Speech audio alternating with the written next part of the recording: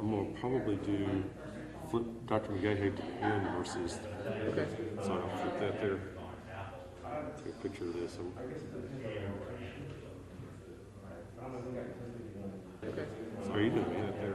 Doing great. Picture of this. Life treating you okay? Mm-hmm. Thanks for doing this today. We appreciate Sure, it. yeah. How are you doing? You just kind of give me a signal you're ready to go. Life treating you okay? That'll give me time to get everything started. Thanks for doing this today. We appreciate it. YouTube too. Just use this so that everybody can see. Life treating you okay? Thanks for doing this today. We appreciate it. I'm gonna go hang out. Thanks, sir. Appreciate you getting all this together.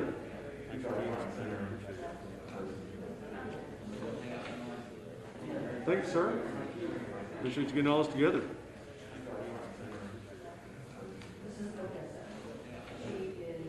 Thanks, sir. Appreciate you getting all this together.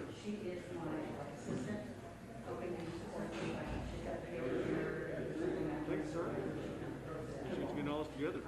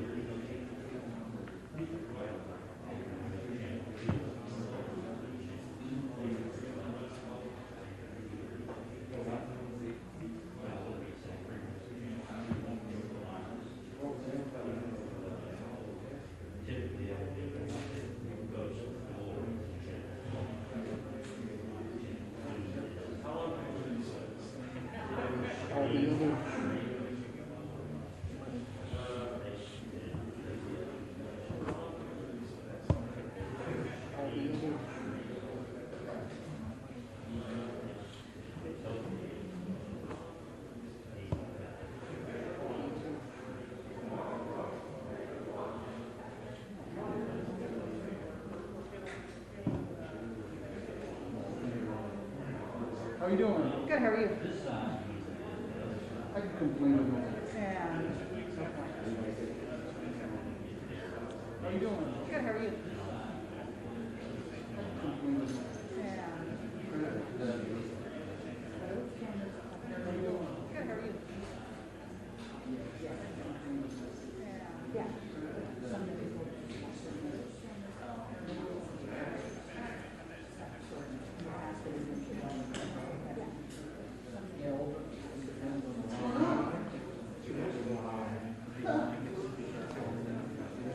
Thank you for coming back. Tracy, right?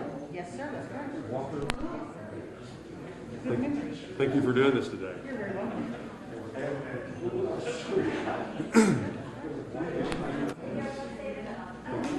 you for doing this today. You're very welcome.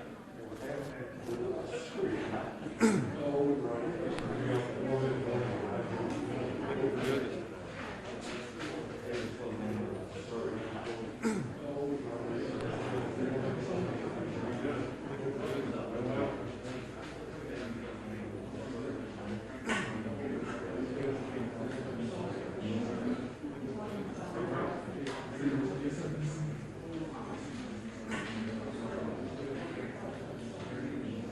Mic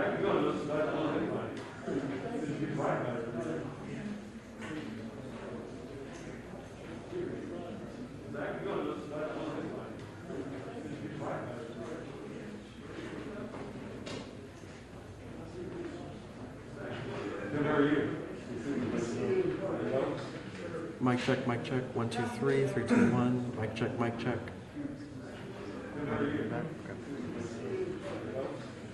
Mic check, mic check. 1, 2, 3, 3, 2, 1. Mic check, mic check.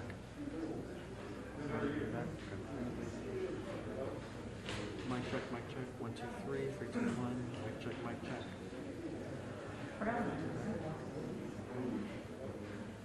Mic check, mic check. 1, 2, 3, 3, 2, 1. Mic check, mic check.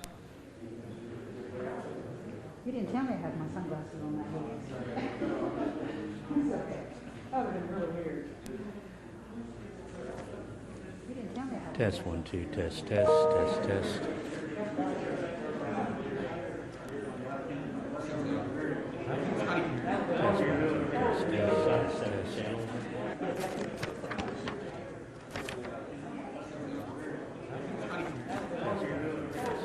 Test 1, 2, test. Test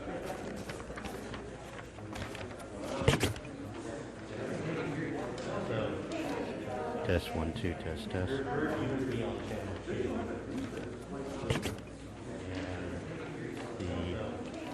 Live test 1, 2, test. I don't know if they have anybody to run audio to switch between them or whether I would have to. Live test 1, 2, test. I don't know if they have anybody to run audio to switch between them or whether I would have to. Live test 1, 2, test. I don't think so. So you did this. I'm George Roberts. I'm Khaled. Callan? Khaled. Spell that. K-H-A-L-E. I don't think so. Callan, okay. Callan. Okay, so this is Roberts. I'm Khaled. Okay. They want you to be Callan. Spell that. Yeah. I think so. Callan, okay. Callan. Okay, so this is Roberts. I'm Khaled. Okay. Callan. They want you to be Callan. Spell that. Yeah. I think so. Callan, okay. Callan. Okay, so this is Roberts. Okay. Callan. They want you to be Callan. Spell it. Yeah. Callan, okay. Callan. Okay, so this is Roberts. Okay. Callan. Callan. Yeah. If that's the case, I'll just go ahead and fill this. Callan, okay. Callan. Okay, so this is Roberts. Okay. Callan. Callan. If that's the case, I'll just go ahead and fill this. Callan, okay. Callan. Okay, so this is Roberts. Okay. Callan. Callan.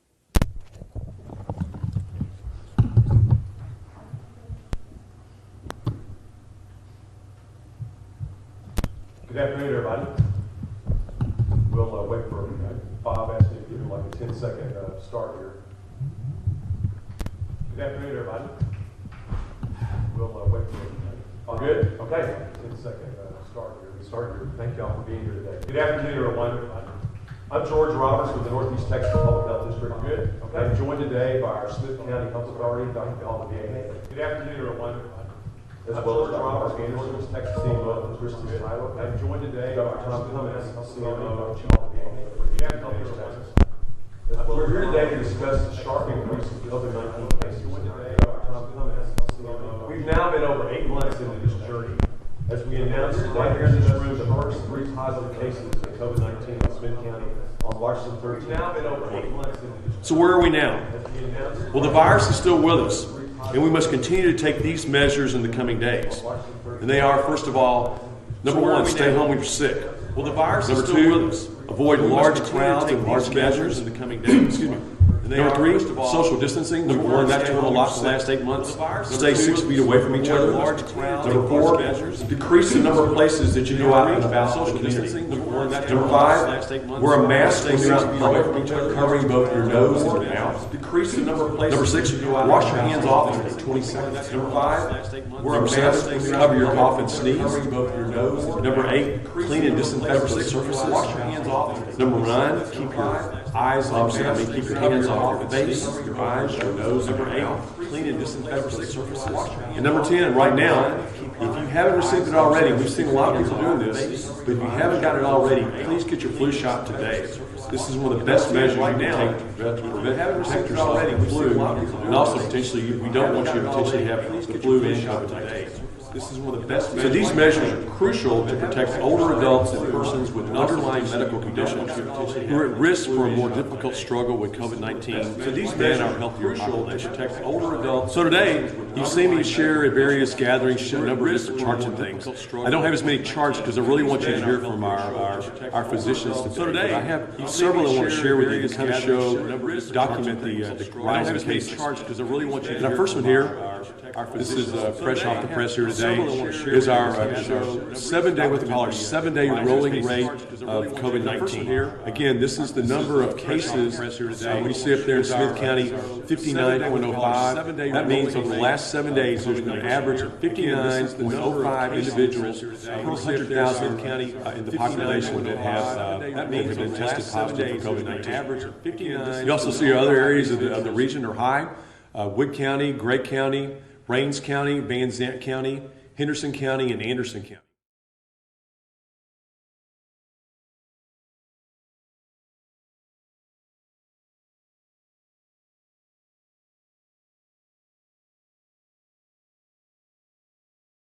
We're at the red level right now.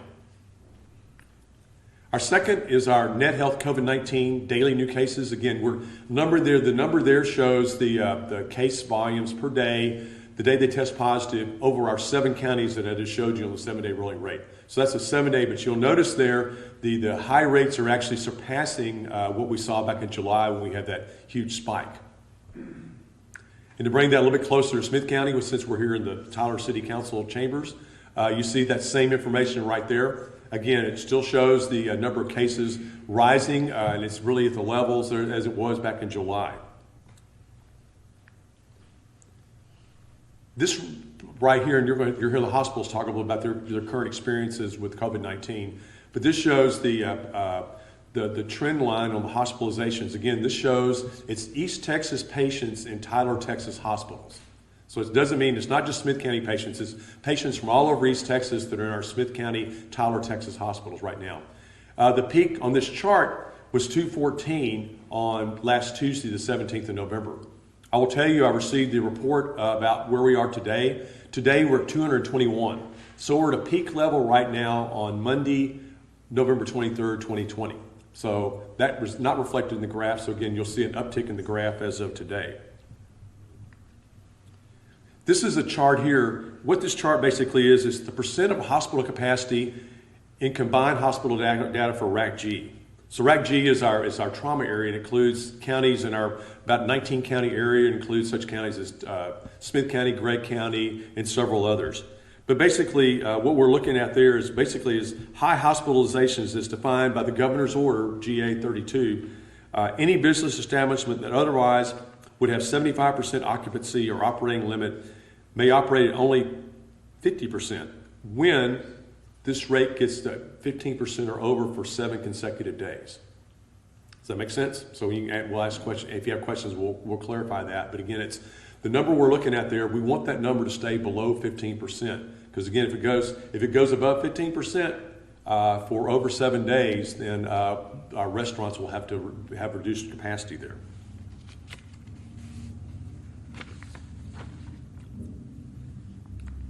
Couple more. That's our dashboard from Friday. We'll be updating that dashboard today. And finally, when you have questions, I know you and the media have done that, but for our public at large, if you have questions, we're updating our dashboards every weekday. Please go to nethealthcovid19.org. Check out. We have lots of variety of information that we put out there every day. So please go to the information and check that out. And now, let me introduce Dr. Mark Anderson, who's the Chief Medical Officer for Christus. Dr. Anderson.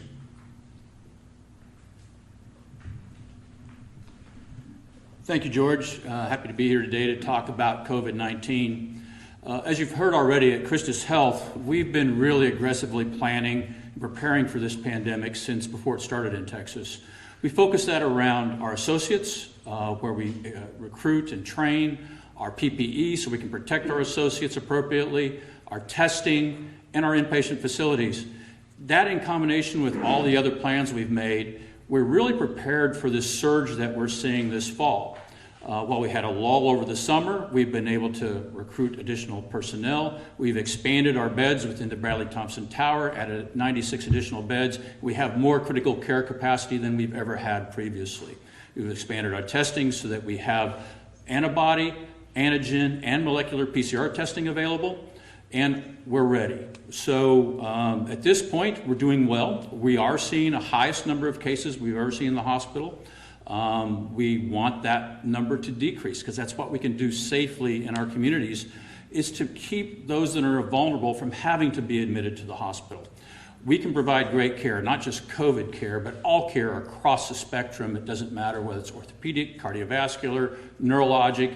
We need to be able to provide that care for our communities. People do not need to stop coming to see their doctor for illnesses. We need to have them continue to come to the hospitals. And our hospitals are safe, healing environments for those patients and families, whether or not they have COVID-19. We're ready, but we need you to help us. So things that you can do to help us, just as George just said. Please wear a mask when you're in public. Wash your hands frequently. Ensure if you're in a group, social distance with at least 6 feet between you. And finally, don't go outside and go to work in public places and school if you're ill. Stay home, because that way, whether or not you have COVID-19, you're less likely to transmit that disease to other people. With all of us working together, I think we can actually get through this surge. But again, the purpose is we need to flatten the curve. Christus Health is ready. We want you to help us. Thank you. George, turn it back over to you. Thank you, Dr. Anderson. And now, I'd like Dr. Tom Cummins, who's the Chief Medical Officer for UT Health East Texas, to come up here. Dr. Cummins.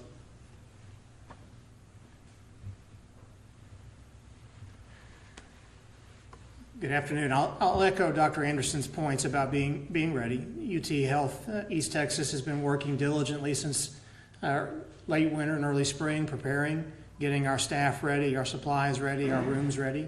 We continue to surge and flex capacity as we need to. As we get busier with COVID patients, we find more ways to take care of them. As it calms down, we ease back. We continue, though, to provide a good, safe environment for care as well. People should feel good and safe about coming to any of our facilities and knowing that they're prepared.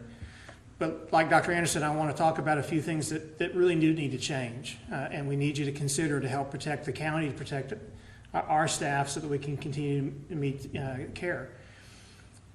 We know that every time there's been a major holiday since Memorial Day weekend, within a couple of weeks there's another surge of cases. Every facility sees it. Every facility can project it. This is no different. Thanksgiving's coming up in a couple of days. We know there will be another surge of cases. Christmas will come. New Year's will come. And as people come together and gather, those become spreader events. So what I would really encourage people to do is to avoid those big family gatherings. As hard as that may be, as much as we love to see our family. I've got family I haven't seen in over a year, but I don't feel like I can safely go see them in other states because I could carry it to them. And so I would ask you to think long and hard, think twice about big family gatherings, big group gatherings, big Christmas parties, big New Year's parties, because we can all safely say that those will become spreader events. Those then infect other people in the community, oftentimes infect our staffs. Every hospital staff that I'm aware of has had trouble with people being ill from COVID, not that they got it at work, but because they picked it up in their community and then came to work in with it. So the best way to protect ourselves and to protect our community for the next several weeks is let's hunker down, stay home, wear our masks when we go out, but avoid those big events where we're likely to get super spreader activity. So in the meantime, UT Health East Texas will be there ready to take care of you. We'll meet the needs that you have, both COVID and non-COVID, but we want everyone to be safe so we can meet all those needs. Thank you.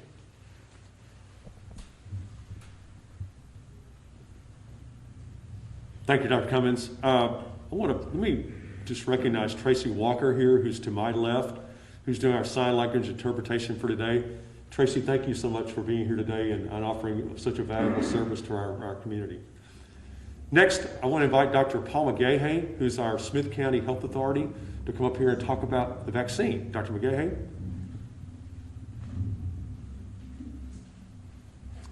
Thank you, George. Good afternoon, everyone. And I really shout outs to Dr. Anderson and Dr. Cummins. The tireless efforts of our healthcare workers and facilities all across East Texas are amazing. We owe them a great debt of gratitude. So thank you for all you're doing. George, to the health department, all the workers there, and for public health officials all across East Texas, thank you for what you're doing. I get to share some really optimistic news about vaccine. I know you've been reading a lot about the vaccines. Started with Operation Warp Speed several months ago, and just an unprecedented research and development and production of vaccine like we've never had before. And we're on the cusp of receiving those vaccines in the East Texas area, probably sometime in December. Two come to mind, specifically the Pfizer vaccine, which you've been reading about, and the Moderna vaccine. Well, both of those in early efficacy studies or effectiveness studies have shown to be about 90 plus, 94% effective, which is really amazing. They were hoping for at least 50% effectiveness, and now they eclipsed that. So we're very hopeful. Early safety data is coming out too, that the vaccines appear to be safe. Now we'll need much more data on effectiveness and vaccine safety. We'll be getting that in the near future. So where these two vaccines are at right now, they're going before the FDA and their advisory panels in a part one of a two-step process. They are presenting their data, about 100,000-page document plus, to the FDA, and a lot of scientists, a lot of public health officials who I have a lot of confidence in, I think we in the public health community have a lot of confidence in, are evaluating that to deem that safe or not safe. And they'll be ruling on the Pfizer vaccine probably in the fairly near future. Moderna's closely on their heels.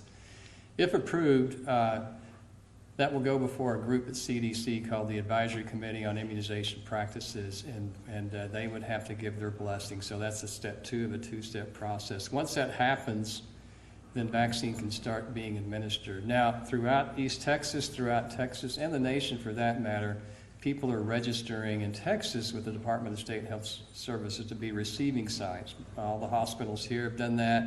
Others across the state are doing that. And we are poised now to start receiving supplies, start receiving vaccine. And once we get the green light through this, what we call emergency use authorization, we can start administering vaccine. And some of you may have heard or seen of the governor's press release he released this morning about who those initial prioritized people will be to receive the vaccine. There are millions of doses which are in production now. Of course, many of these vaccines require 2 doses. So we'll need millions and millions of doses of vaccine. But with limited doses coming in, the state is prioritizing populations for receipt of the vaccine. And the first group, they call it Tier 1A, will be healthcare workers. Those on the front lines, putting their life on the line in many cases, will be the first earmark for that. And gradually over coming weeks or months, others will be in line to get the vaccine. And so probably will be around April-ish or thereabouts before it comes in sufficient quantities where everybody, whoever wants the vaccine, can receive it. So based on safety evaluations, effectiveness, we have a lot of cause for hope. There is a light at the end of the tunnel, and we're excited about the prospective receipt of vaccine in the very near future. Thank you, George. Thank you.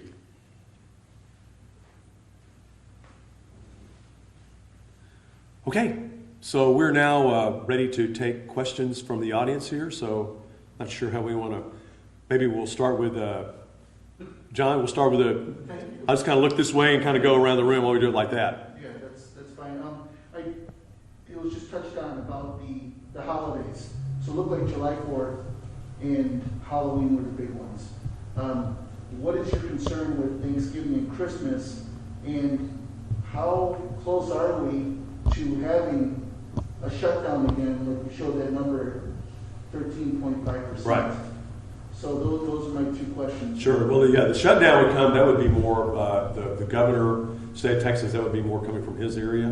But again, I think Dr. Cummins probably said it well with and Dr. Anderson. It seemed like holidays when there's get-togethers with families, maybe they don't see each other a whole lot. That's when these situations tend to spike up. So I think we see, Thanksgiving is coming this week. We see Christmas on the horizon, New Year's. And so we anticipate spikes that are coming out of that. And I don't know if one of Would y'all like to respond any further, Dr. Cummins?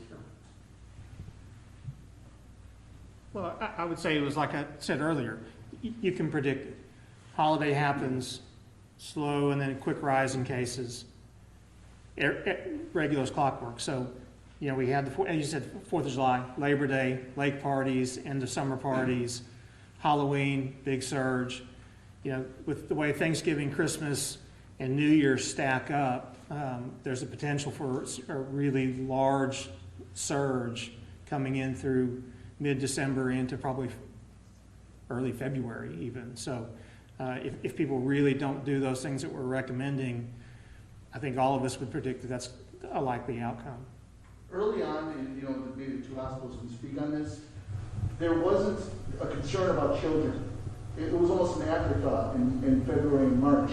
But we've seen that through Halloween. Are you seeing that, more elementary to middle school and high school students with the virus? We are seeing a fair number of children testing for it. Again, the level of illness hasn't been as high as it often is in adults, generally. Now, that's not to say that there haven't been some. I know we have a teenager in one of our facilities currently, so they can get quite ill from it. But yes, we're seeing a significant number of children that are testing positive, and family members of those children, et cetera. Could I have, would you mind speaking on behalf of, all of the East Texas Christus facilities on that? Yeah, we still see the dominance in an older age population, but it's really across a broad spectrum of ages as long as there's comorbidities present. So obesity, diabetes, hypertension, cardiovascular disease are all risk factors. Because we see less of that in children, we see less severe disease in children. Do you see instances, however, requiring patients to be transferred to a children's facility where they have an inflammatory response or other associated illnesses from COVID-19? Again, children and younger people are less affected, but we still see some individuals that become acutely ill with it. And when we're talking about April maybe for the mass, but what about your employees, your frontline workers in East Texas? When do you think they could get the vaccine? That's going to be up to the state on the distribution plan, so I don't have a full information on that yet. We certainly believe frontline healthcare workers among those that need the vaccine early because they care for all of us, so it's important. But we also want to make sure the patients that are at high risk also receive it. So I think there'll be plans coming forward, and Dr. McGaha can talk more about that as we find out. So. I thought I'd save you 1,000 emails, that's all. Thank you. Did you want to hear from Dr. McGaha on Yeah, that, if John? you know it's more of a timeline, because I only heard the April timeline for. Yeah, I'm just wondering. Well, I don't have an exact timeline. There is an expert vaccine advisory panel giving advice to the commissioner, who then in turn passes that information on to the governor. It's a lot of steps in that. I keep hearing different things daily. I would an educated guess on when it could arrive for the first tier group, the healthcare providers. I'm thinking quite possibly in December. Not 100% sure on that. And as vaccine continues to roll out, that vaccine advisory panel will be giving suggestions or advice on where it should go, to whom should receive it, and it will be logically distributed to those who we would think it would be. Healthcare providers, those at high risk with high-risk conditions, long-term care staff and patients, and other individuals, first responders. So it's a very logical, thought-out plan. As far as the timing goes, I'm sure that we'll be the first to share that information whenever we have definitive information on that. Thank you. Sorry. Great. Let me ask you, as far as net health in the coverage area that you guys handle, how does that look in light of Texas and the nation overall? What are we seeing locally compared to some of the things? Yeah, we can go back to the. Right there. He's asking the question. I've been asked to repeat the questions here. So you're asking the question, how is our experience here in East Texas versus the rest of the state? So let me go back here to our rolling rate. So, one of the measures here is our rolling rate average. Really, throughout the state of Texas has seen a spike. We're seeing some real spikes, and I talked about, so there's our rolling rate there. The thing that I mentioned right there at 13.7% capacity, there are several areas of the state that are basically have reached that, have surpassed that. El Paso, I think there's an area down in the valley. Be specific to that. I'm sorry. Amarillo. So it's Amarillo, El Paso, and some area in the valley, I think. So those 3 areas that basically hit that over 15% number to cause that. El Paso's the big spike on that. Tim, Appreciate it. to answer your question? Yes, sir. Okay. Any other questions? Also, with you mentioned the flu vaccine, or the flu coming on, how much concern is there that we'll have a double dip of, Oh, we're major concerned with that. I mean, that's one of the. that means that Yeah, basically, so there could be, right now, the flu right now, people are, I'm pleased that people are getting the flu vaccines. Our numbers look pretty good. I think that, the hospitals are seeing some good response to that. The pharmacies are doing good. So I think people have heeded the message on that, but it's still, if you think maybe it's too late to get a flu shot, it is not too late to get a flu shot. So please get your flu shot right now. But yeah, the convergence of flu and COVID-19, flu typically, it basically, causes the hospitals to reach capacity in their systems. Typically, I had a seasoned physician tell me one time that February 4th seems to be the peak of flu season, and so we're a couple months away from February 4th right now. So please, everyone, get your flu vaccine. That's one of the things that we can do to prevent the flu spread this year, along with COVID-19. Let's see, I guess Zach, did John say, so you're good, or do you have a? You're covered, okay. Frank? Yes, sir. So one of the things, I know we talked on this earlier. What's one thing that people are doing that's really just making this the biggest thing? I think, and I'd like everybody to respond to that as well. My sense is, the question is, what's one thing that's causing the surge to happen? I would submit to you that it's COVID fatigue. If you go around the community, you're seeing a lot more people out and about. You're seeing activities. People basically we're, as I said earlier, we're 8 months into this. And we were early on, we had a shutdown, people stayed home, but people are ready to get back to their normal day-to-day lives right now. And the reality of the situation is that, while we maybe have fatigue, the virus is not fatigued with us quite yet. So I'll let Dr. Anderson, Dr. Cummins, and Dr. McGaha, if you would like to respond to that as well.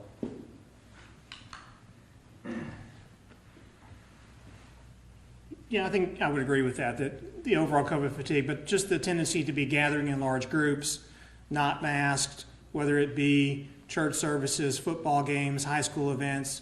I was relating a story a little while ago. I was driving down the street of my neighborhood, and large number of people dressed up really nicely for some event in somebody's house, no masks. And so I think that general lack of mask wearing in public, fatigue, whatever the cause, is probably driving a lot of this.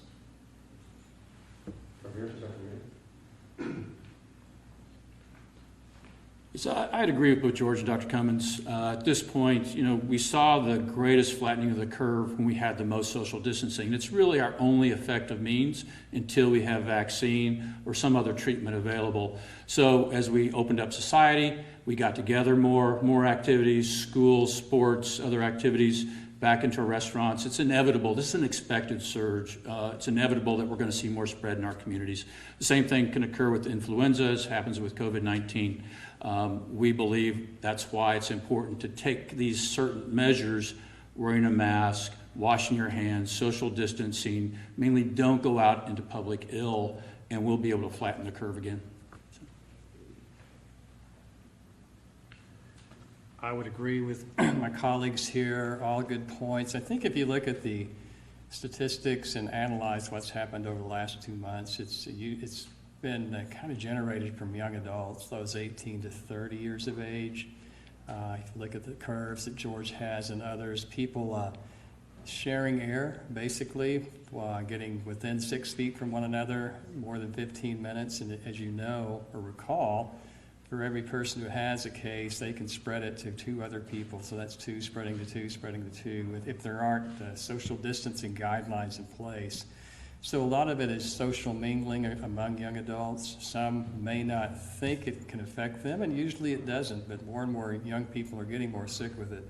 But as we know too, if you pass it on to a young adult who passes it on to another young adult who passes it on to the father who passes it on to their grandmother in the nursing home, that can end up in a fatality. And there was an article that came out about a wedding last week where everybody gathered, no mask or anything. I think 70 cases emanated from that.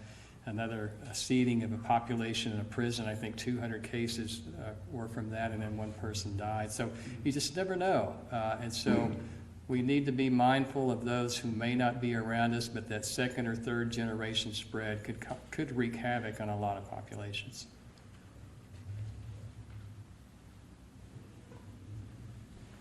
Thank you. Any other questions? Yes, sir. First and foremost, thanks again for everyone being here today. I have a few questions in regards to this upcoming season. So, of course, we've got Black Friday coming up, Christmas shopping this season, and Tyler, Smith County area is known as the retail hub for East Texas. And so, is that going to be a major concern, and what do you ask people to do? Well, I think that you're seeing there's lots of. I've seen some of the stores are doing the Black Friday. It's not just Friday now. It's basically pretty much from now until Christmas is going to be. There's not one big day. So I think that I would encourage everybody to limit your shopping experiences. Try to get your things done, but try to do it maybe at some off hours.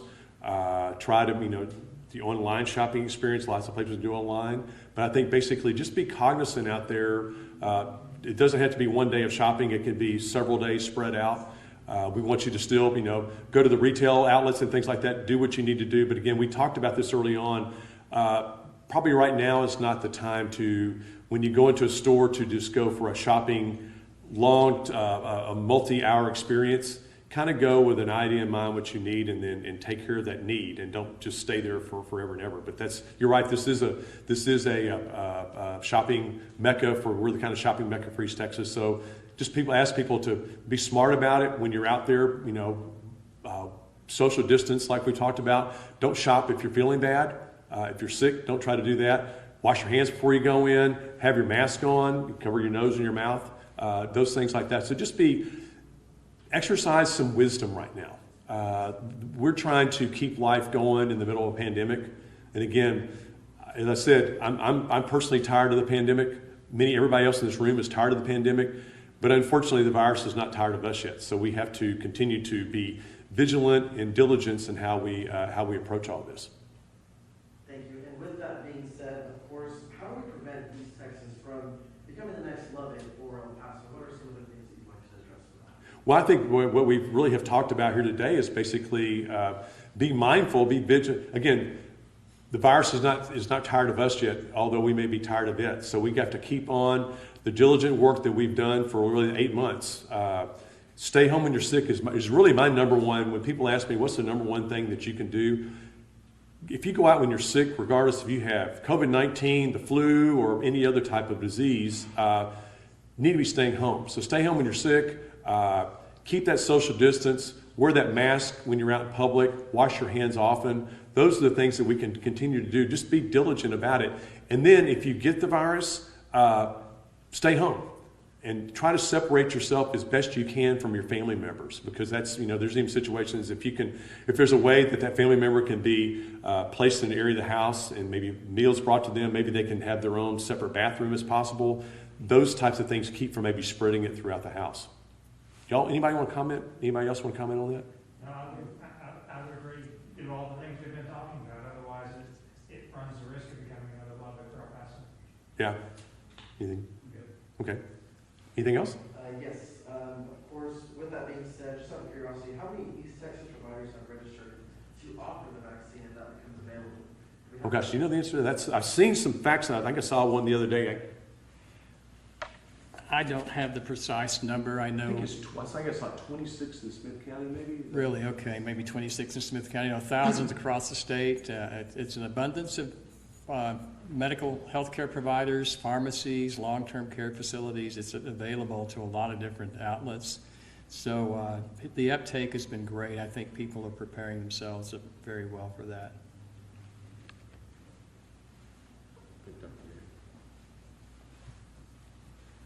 And then, of course, I'd love to ask a few questions to both Christus and UT Health. What treatments are you guys currently using at your facilities? So we're going to ask Christus, and he's asked Christus and UT to, what treatments are you utilizing in your facilities for your patients with COVID-19? So, is Dr. Anderson? It's a great question, and thanks for asking it, because it also gives me an opportunity to plug something I'll mention in a moment. So we do have a full range of treatments at this point. We do participate in remdesivir, which has received FDA approval. We're also looking at the monoclonal antibody therapies, which is an infusion in the outpatient environment for patients that are at risk. We'll be participating in those emergency use authorization distribution as it occurs from the state. We, of course, use a variety of techniques when patients are before they're ventilated, including proning and supportive care, just like we would for any other severe respiratory disease. But the one thing I would like to mention is that I received notice last week from Carter Blood Bank that one of our therapies is becoming in more short supply. We use convalescent plasma, which is plasma blood obtained from a patient who has had COVID-19 previously. And by donating that plasma, we're able to then treat patients in the hospital. They are apparently running short in certain areas, particularly for blood types B and AB, I believe was the notice I received. So I would encourage anyone who's had COVID-19, please contact the blood bank where you could potentially donate plasma, which helps many patients.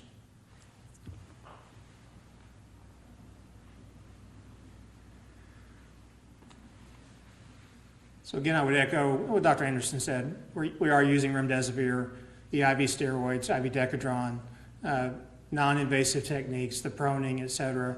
We too are evaluating the monoclonal antibodies. We know the supply we're getting, and we're trying to figure out exactly how we're going to use that and allocate it. Convalescent plasma has been used extensively in our facility, and I would echo Dr. Anderson, if you've recovered from COVID and you know you had it, please give. There are a number of people in East Texas who could use it and across the state that could use it, and there just isn't enough of it. So if you know you had it, please go to Carter and see about making a donation so that you can help treat your fellow neighbors. And the nice thing about plasma is you can give it repeatedly, so it's not a one-time deal. You can go over and over again as long as you test positive for the antibodies. You can continue to donate and help a number of people get over this terrible illness.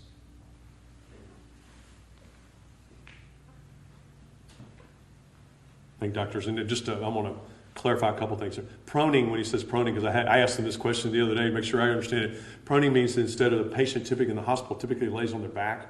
So with COVID-19, they found early on there was a process you could lay the patient on their stomach. They call it proning, and that would basically that keep rotating the patient back and forth. That seemed to really be very, very helpful. So thank you all for that took a lot some research to figure that out too. And I'm going to jump on the Carter Blood Care bandwagon here. Please, if you've had COVID-19 and produced antibodies, please consider donating your convalescent plasma to Carter Blood Care. They're open 6 days a week. You can go to their facility in Tyler. I think they have several facilities around the East Texas area as well as in the Dallas-Fort Worth area. But the one in Tyler, and actually for those of you who maybe, if you've donated blood before, I actually saw it. It's actually a smaller needle for the plasma than it is for the blood. So it's less painful to donate your convalescent plasma than it is for blood donation. So it just takes a little bit longer because the plasma, they put it back into you as well, and they have a nice snack for you after you donate. So please consider that, and please give that prayerful consideration to do that, because you can really help your fellow man. I think they can actually get 4 units of plasma per individual donating. And then last question. I appreciate all of your patience with me today. What is our status on our ICU bed capacity? By our estimate, about 9 out of 10 of those ICU beds are full in our trauma service area. About a third of those with a COVID-19 patient. If that is correct, are you comfortable with our ICU bed availability? I'm going to pitch that back to the hospitals there for the answer there. So I'll let Dr. Cummins go first, and then Dr. Anderson.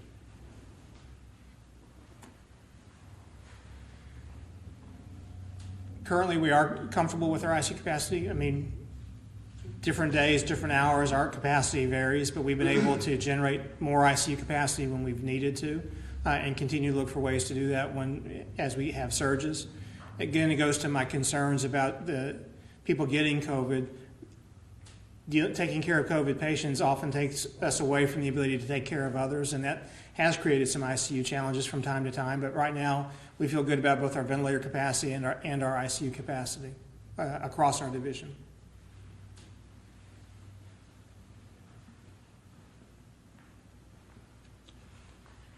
Yes, at Christus, we were very fortunate. We opened up the Bradley Thompson Tower early this year. It gave us the ability to create a lot more ICU capacity. We're able to flex up that capacity. It takes more than just space. It takes trained nurses, ventilators, pumps, monitoring equipment, and we do have that. So we continue to be able to flex those ICU beds up and down as need arises. It's a day-to-day management issue, but at this point, we're fine. We're actually have adequate capacity in our hospitals and facilities, and we're able to take more patients. Again, it's a safe, healing environment, and we'll continue to meet the needs of the community.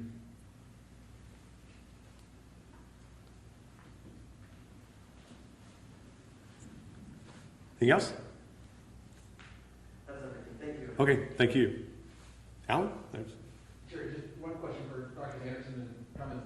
It's one thing to add capacity and add bed space, it's another to add staff. Are you worried at all that with this expected increase in patients coming in over the next weeks and months, that you'll run into overworked, overtaxed staffs, doctors and nurses, and potentially have a staffing shortage to treat patients?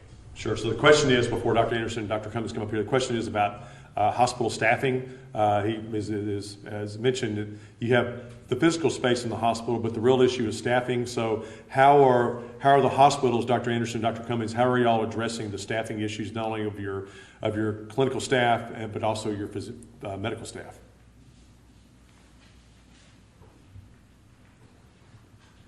So it's a great point. I think our associates, our nurses, and other members of our teams are our most important asset, our most important resource we have. And to that end, we're very much sensitive to their working conditions to ensure they have safe, appropriate attire and environment to work in. We have recruited very aggressively. We continue to do so. We also train nurses from being a med-surg nurse potentially to a critical care nurse. That's an ongoing process so that we always have the ability to staff those beds. I would like to thank our RAC because they are providing us with staff now. That allows us to basically give respite to some of our nurses that are on those front lines and also respiratory therapists. It's been a great addition. We thank the RAC and the state for providing those resources to us.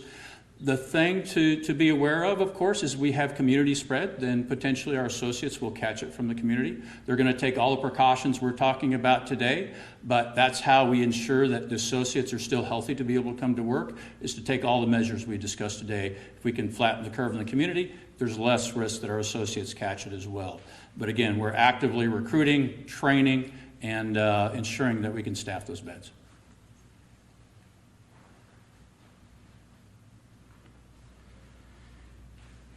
So I'd say yes. I think staffing is a concern for every health system in the country currently, between fatigue, burnout, stress, their own illness, and the continuing volume of patients that are coming in. Like Christus, we're doing everything in our power to hire, recruit, train, identify nurses who can move up a skill set. The RAC has been very helpful as well across our division. A number of our hospitals have been able to get some help. However, the holidays are coming, and some of those folks are going to want to break as well and be at home with their families for a little while. So I think all of us worry about it. We do all the things we can to protect our folks and to lift them up, celebrate them when we can. But yes, it is a concern. And again, as the numbers continue to surge, as our staff watch people do the things that we're asking people not to do, and then they're getting sick and coming in, that's another level of frustration. And I think my medical staff, our nursing staff, our respiratory therapists, and all the others really struggle with. And so again, we're asking people to do the right thing by their community, which will help the staffing issues in the hospital as well.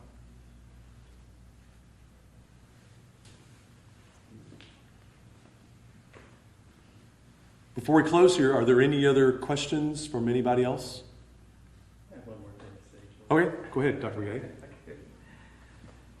Regarding the vaccine, we must definitely continue social distancing, not sharing air with other individuals, but the vaccine does represent a great hope for us to really stop the epidemic if enough people will take it. And I guess surveys have shown that about 58% of the American public are willing to take it.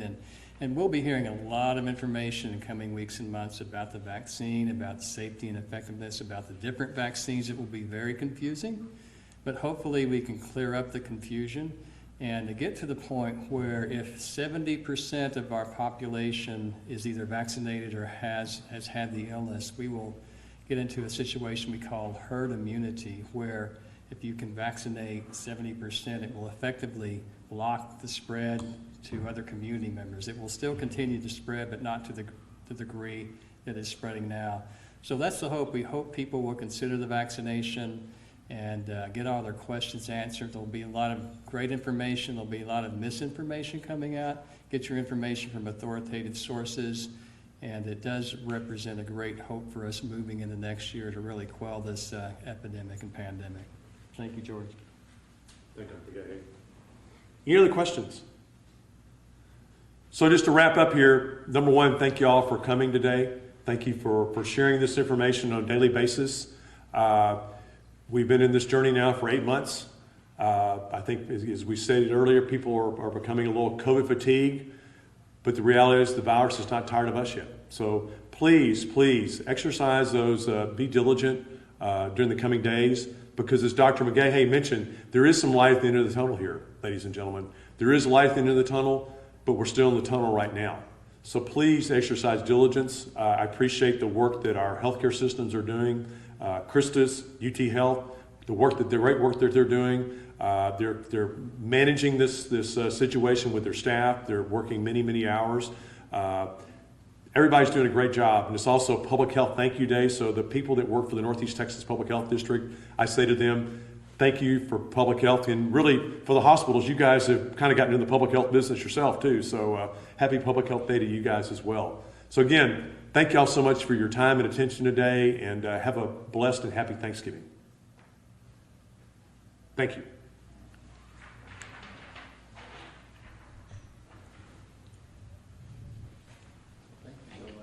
Thank you, Tracy. You're very welcome. Thank you.